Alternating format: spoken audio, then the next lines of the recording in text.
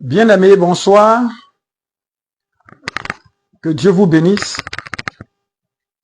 Que la grâce de Dieu soit avec toi.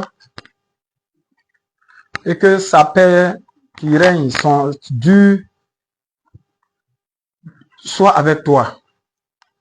Ce soir encore, je viens à vous pour vous donner quelques enseignements, quelques paroles que le Saint-Esprit a mis à mon cœur de partager avec vous.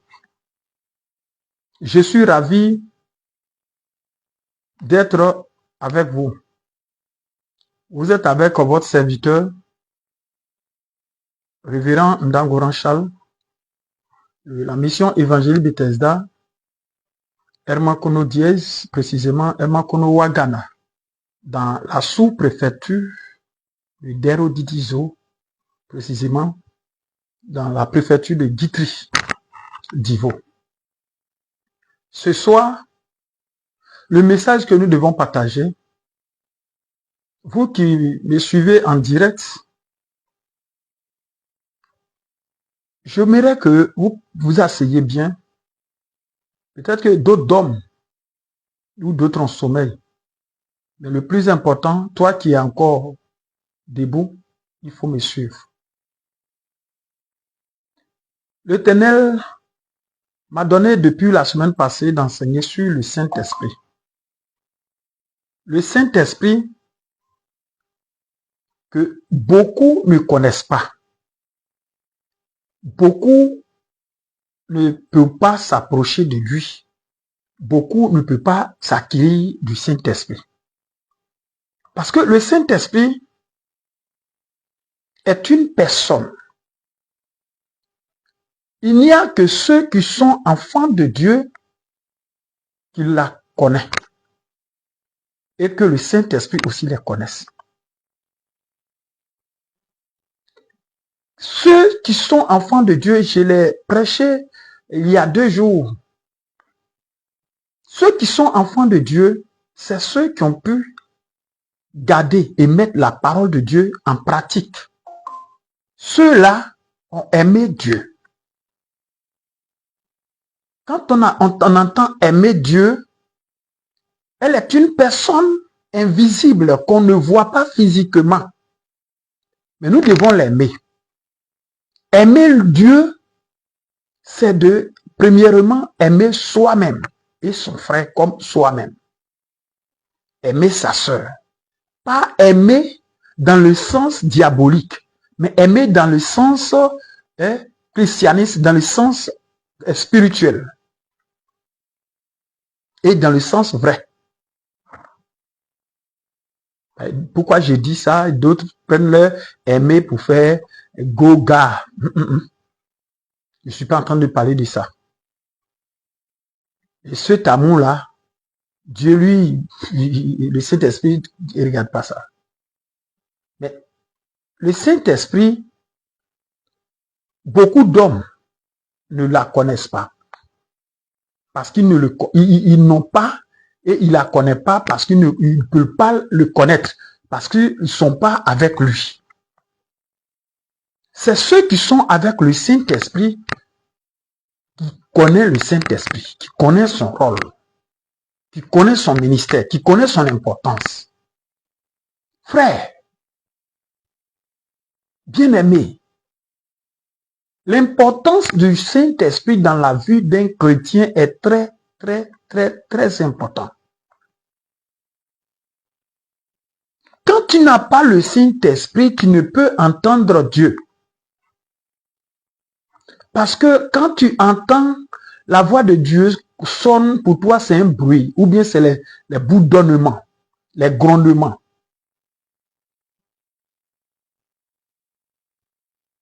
Ça chauffe l'oreille. Ton oreille là, ça résonne.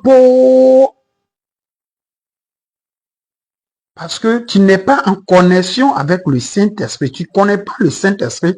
Le Saint-Esprit, lui aussi, ne te connaît pas. Donc, tu ne peux pas l'avoir. Et comme tu ne l'as pas, tu n'es pas encore enfant de Dieu. C'est pourquoi dans ma prédication avant-hier, j'ai dit que ceux qui n'ont pas le Saint-Esprit, et quand le Saint-Esprit leur parle, ils disent qu'une chose m'a parlé. Donc quand c'est toi, c'est une chose qui te parle, c'est que tu es une chose aussi toi. Parce que le Saint-Esprit est une personne surnaturelle. Elle n'est pas une chose. Donc celui qui l'appelle une chose, c'est qu'elle-même elle est chose. Ça veut dire que tu ne connais pas celui qui te parle là. Tu ne le connais pas, tu ne l'as jamais vu.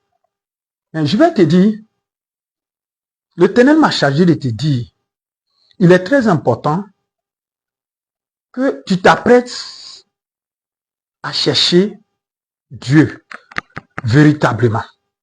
Apprête-toi à chercher véritablement ton Dieu. Apprête-toi à vraiment t'accrocher à la parole de Dieu. Aujourd'hui, tu n'as pas l'Esprit de Dieu, hein, mais tu veux manifester les dons de l'Esprit de Dieu. Mais c'est inutile. Tu n'as pas l'Esprit de Dieu, tu veux manifester les dons de l'Esprit de Dieu. Tu veux prier, tu veux prophétiser. Mais toi là, est-ce que quand tu regardes ta vie, la colère que tu manifestes en dehors de l'église, la méchanceté que tu pratiques en dehors de l'église, parce que toi c'est à l'église tu deviens chrétien, à la maison tu n'es pas chrétien, au marché tu n'es pas chrétien, au bureau tu n'es pas chrétien, dans le monde là tu n'es pas chrétien, c'est seulement au temple, à l'église, à la chair, quand tu es à la chair tu es chrétien, quand tu es devant le peuple de Dieu tu es chrétien. Il n'y a qu'un seul endroit dans lequel tu es chrétien. Mais et les autres endroits, tu n'es pas chrétien, c'est que tu n'es pas chrétien. C'est une chose. On est chrétien par naissance du Saint-Esprit. Parce que quand il dit naissance du Saint-Esprit, c'est quelqu'un qui a accepté la parole et a cru à la parole. Et elle s'est dépouillée de ses mauvais vêtements qui sont des comportements impurs. Quand nous prenons Galates chapitre 5, nous lisons jusqu'au verset 10, même parfois 16. Prends et lis, tu vas voir le comportement pour lequel tu n'es pas enfant de Dieu et Dieu ne te connaît pas. Mais quand nous prenons Matthieu chapitre 5, le verset 9, il a dit, heureux ceux, d'abord le chapitre 8, le chapitre 5, le verset 8, il a dit, heureux ceux qui cherchent vraiment, véritablement la voie de Dieu parce que ils auront la paix. Nous, si vous voulez, on va le lire. Je vais le lire. Nous prenons Matthieu chapitre 5. Il dit, ils sont heureux ceux qui ont le cœur pur parce qu'ils verront Dieu. Ils sont heureux ceux qui ont le cœur pur parce qu'ils verront Dieu. Parce qu'ils savent qu'ils vont voir Dieu, ils vont croiser Dieu, ils marchent avec Dieu, ils soupent avec Dieu. Ils ont leur main dans la main de Dieu. Donc quand quelqu'un a la main dans la main d'un père, il est héritier du père parce qu'il est héritier par ce qu'il a accepté sa parole, il s'est soumis à lui. On peut même parfois appeler, il s'est donné comme esclave, expiatoire aussi. Parce que quand quelqu'un se donne à Dieu, c'est un sacrifice qu'elle fait. Donc, je peux dire que même les serviteurs sont des avals entre Dieu et vous. Quand nous prenons Ésaïe 41, le verset 1 jusqu'au verset 6. Maintenant, quand il dit aval, c'est d'autres appelé comme garantie ou bien gage. Mais ici, le verset 9 du Matthieu 5, 9, il dit, ils sont heureux, ceux qui font la paix autour d'eux, parce que Dieu les appellera ses fils. Est-ce qu'il y a la paix en toi? Tu fais la paix avec les autres? Parce que si tu n'as pas la parole de Dieu là, la paix dont on parle là, tu ne peux pas connaître. Pour toi, c'est la violence, c'est la guerre, c'est palabre, dent pour dent, œil pour œil. Est-ce que tu as cette paix? Est-ce que tu pratiques la paix? Est-ce que tu marches avec ton frère dans l'amour? Est-ce que tu aimes tes frères? Est-ce que tes frères, les malades te font pitié? Les affamés te font pitié? Est-ce que tu es sensible à tous ceux, celles qui souffrent? Il y en a d'autres qui ne peuvent pas marcher. Il y a d'autres, ils ne peuvent pas se lever. Est-ce que tu te soucies d'eux, frère? C'est pourquoi le Ténèbre de te dire, tu es dans l'obligation d'accepter sa parole pour que tu cherches à connaître le Dieu vrai et qu'il te t'accorde le Saint-Esprit. Et que le Saint-Esprit vienne t'habiter. Et s'il vient t'habiter, et là maintenant, tu vas entendre la voix de Dieu. Tu n'entends rien, actuellement là, tu es sourd. Quand Dieu parle, là, tu entends des bruits, bouh, boum, boum, ou fio. C'est là dans l'église, là. Toi, tu roules. Dans à l'église, quand on s'en va, là, c'est toi qui fais des bruits. Non. Arrête ça. La parole. La parole de Dieu d'abord. Hein? La parole de Dieu d'abord. La parole de Dieu d'abord. Il faut connaître Dieu par sa parole d'abord. Il ne faut pas connaître Dieu par des fausses révélations. Quand on dit ainsi parle l'Éternel, ainsi parle la parole de Dieu. Parce que pour une personne remplie du Saint-Esprit, une fois que la personne arrive à entendre la voix de Dieu, c'est comme si quelqu'un qu'on venait de lui faire un grand don. C'est-à-dire que tu envisages obtenir quelque chose de précieux. Tu ne sais comment l'acquérir. Et du coup, ça vient, c'est un cadeau. Tu es heureux, tu es ému. Tu es joyeux, tu manifestes la joie comme quelqu'un qui vient d'obtenir un emploi ou bien bac ou un examen, un concours. Bien-aimé, mais toi, tu veux manifester les dons de l'Esprit de Dieu, mais alors que tu ne connais même pas l'Esprit de Dieu. L'Esprit de Dieu, il est humble. L'Esprit de Dieu, il est humble, respectueux. Il est obéissant. Il respecte l'autorité établie par Dieu. Il ne bafouille pas la dignité de l'autorité. Il ne s'invente pas. Parce que ce que l'on voit faire dans la personne qui, le Saint-Esprit, habite, vient pas de l'homme, mais c'est Dieu lui-même qui l'utilise à le faire. Parce que toi et moi, nous sommes un instrument sur la terre. Donc, nous sommes dans l'obligation d'obéir à Dieu pour que Dieu puisse accomplir, nous utiliser, accomplir des actions prophétiques sur la terre. Et si Dieu t'a utilisé à accomplir quelque chose sur la terre, cela ne vient pas de toi-même, ta force, ton intelligence, ta sagesse, parce que tu sais parler. Non. Parce que la parole que tu as libérée, elle s'est manifestée, vient du Saint-Esprit. Parce que la vie qui est en toi vient de Dieu. Donc toi, tu es un tonneau vide. Tu n'as pas à te glorifier. Si le Saint-Esprit n'est pas en toi, tu es un tonneau vide. Donc tu as besoin de la présence du Saint-Esprit pour pouvoir entendre Dieu. Même la prédication que tu es en train d'écouter, ça te fait mal. Parce que tu ne comprends pas. Tu es sourd, tu n'as pas l'Esprit de Dieu. Quand on parle de l'Esprit de Dieu, celui qui n'a pas l'Esprit de Dieu est sourd à ça. Même tu vas quitter la vidéo, oh ça c'est quoi ça? Lui là, il est venu encore. Tu es en train de parler mal à Dieu. Tu as dit Dieu est venu encore. C'est parce que tu n'as pas encore changé. Tu fatigues l'église. Tu es seul. Tu fatigues l'église. Tu veux manifester l'onction, mais tu n'as pas l'onction. Tu n'as pas le Saint-Esprit.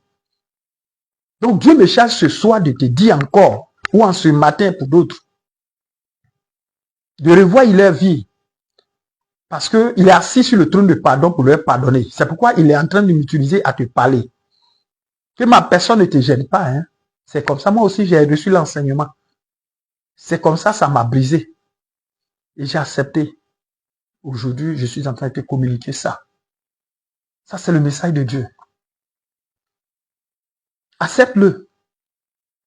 Parce qu'il dit ici, Apocalypse chapitre 3, verset 16, il dit, celui qui a les oreilles pour entendre, entend. Qui est celui qui a les oreilles pour entendre, entend. Parce qu'aujourd'hui, Dieu est en train de te parler, tu trouves ça mal. Parce que ce n'est pas ton pasteur qui est dans l'église là qui est en train de te parler, tu ne peux pas acclamer. Parce que ce n'est pas ton bishop qui est en train de te prêcher, tu ne peux pas te réjouir. Il n'est pas Dieu. Moi-même, je ne suis pas Dieu. Il est un serviteur, je suis un serviteur. L'Éternel est en train de m'utiliser à te parler, d'échanger. Parce que peut-être ton bishop n'a pas reçu ce don de pouvoir te parler. Alléluia. Si tu as les oreilles pour entendre, il faut entendre. Et si tu entends, il faut changer. Il dit, je l'ai dit, le besoin le plus important pour tout enfant de Dieu est d'entendre clairement Dieu. Quand vous commencez à entendre Dieu, le progrès démarre dans votre vie.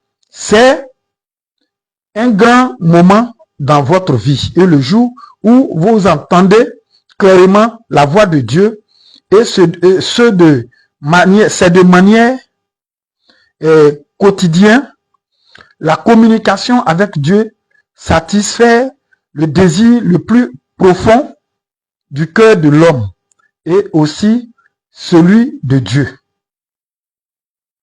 Vous comprenez? Ça, c'est le message de Dieu. Quand tu entends la voix de Dieu, déjà toi-même tu es content. Toi-même tu es heureux. Tu as la joie. Mais aujourd'hui là, comment faire pour entendre la voix de Dieu? Il faut écouter la parole de Dieu. Prêcher. Il faut écouter les Écritures. Il faut lire l'Écriture. Et il faut prier. Il faut demander à Dieu de te faire comprendre. De te donner la révélation de la parole que tu as lue. Et une fois que Dieu te donne cette révélation, tu as la paix du cœur parce que dehors même, tu vas entendre la même parole que tu as reçue là. Quelqu'un en train de parler de ça dans peut-être des causeries un peu machin. Ou soit à l'église, tu arrives, la même parole que tu as reçue ici dans le songe, le prédicateur est en train de prêcher et il a abordé le même sujet. Tu te réjouis. Et les mêmes versets que tu as reçus dans le songe, hein, à l'église, on prend ce même verset et puis on vient prêcher ça. Ah! Tu vois un peu comment tu te réjouis. Bon, tu te réjouis là. Parce que là, tu es content parce que vraiment, tu es content parce que tu sais que Dieu t'a vraiment parlé. Ah ouais, le message, ça, j'ai reçu ça hier. Ah ouais, Dieu, et tu es content. Tu as la paix du cœur. Mais regarde, quand tu n'as pas la parole, tu n'entends pas Dieu, tu es sourd. Tu es sourd. Tu as un problème, tu as des problèmes. Tu veux faire, mais tu es gêné, tu ne sais pas par où commencer, par où prendre, par où avant. Tu es paniqué. Bien-aimé, ce soir, c'est le message de Dieu pour toi. Toi qui me suis. Le message, il m'a donné dans Apocalypse chapitre 3, le verset 16. Que celui qui a les oreilles pour entendre, entend. Parce que quand tu entends Dieu, c'est toi qui te réjouis. Donc, il faut bannir ton orgueil. Bannir tes discours ancestrales. Parce que chez nous, ça, quand tu entends des propos, non, ça, ces propos-là, nous, dans notre famille, on ne nous dit pas ça. Hey, non, moi, dans la famille de temps, non. Si c'est nous là, on a fini avec ça. Mais cette famille-là fait quoi dans la vie? Avec l'orgueil de cette famille, avec les démons de cette famille-là, qu'est-ce qui a réussi dans votre vie? C'est parce que rien n'a marché que tu veux venir à Jésus. Donc si tu viens à Jésus là, dépouille-toi de ces trucs, des choses ancestraux. Des comportements, des propos, de l'orgueil, le moi, l'orgueil, que tu appelles le moi, là, c'est la vieille personne qui est en toi là. Permet à Dieu et sa parole de briser cet homme et l'enlever en toi pour que le Saint-Esprit vienne prendre la place en toi et pour que tu te réjouis un jour dans l'église. Parce que si tu n'as pas le Saint-Esprit, c'est dangereux. Vous qui priez, vous qui voulez manifester l'onction dans l'église, le don de l'Esprit dans l'église, alors que vous n'avez pas le Saint-Esprit, ça fait pitié. Pardonnez. Accepter Jésus n'est pas forcément faire son œuvre. Avant de faire l'œuvre de Dieu, il faut avoir le Saint-Esprit. Et le Saint-Esprit va te communiquer, va te donner la révélation de la parole que tu prêches. Le Saint-Esprit va te convaincre de ce que tu dois faire. Mais ce n'est pas ton zèle, ne confonds pas ton zèle que tu as au don du Saint-Esprit. Hein? Tu as compris? Ne confonds pas le zèle au Saint-Esprit. Sinon, tu seras trahi par toi-même. Laisse le Saint-Esprit te conduire. Mais ne laisse pas ta chair te conduire. Parce que si ta chair te conduit, tu vas succomber à la tentation. Tu vas succomber à la mort. Tu vas succomber à la maladie. Tu vas succomber à la pauvreté. Tu vas succomber à la ruine. Mais, avec Jésus, tout va bien. Retiens cela. Avec Jésus, tout va bien. Que Dieu te bénisse. Ce soir, c'était votre serviteur, révérend Ndagoran Charles. Nous prions. Seigneur notre Dieu, le Dieu d'Élie, le Dieu d'Élisée, je veux te bénir, te dire merci pour l'enseignement que tu viens de nous donner. Merci beaucoup parce que tu nous aimes tant. C'est pourquoi cette journée ou en ces matins ou en cette nuit, tu nous as communiqué ta parole. Vraiment, Père, que cette parole va dans l'eau profonde de notre vie et détruit tout l'esprit d'orgueil, l'esprit de moi, la vieille personne, la vieille nature qui est en nous, qui va loter dans notre vie, et que ton Saint-Esprit prenne possession de tes enfants, et que ton ministère s'accroisse, et que ton œuvre s'avance véritablement, et que le monde soit dirigé par toi, au nom de Jésus.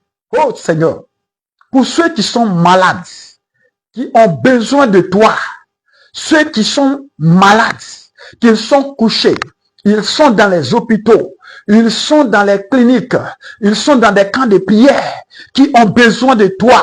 Seigneur, je tends ma main puissante vers eux, que la guérison leur soit donnée. Au nom de Jésus. Merci Père, parce que tu l'as fait. Au nom de Jésus-Christ. Amen. Bien-aimé, à bientôt.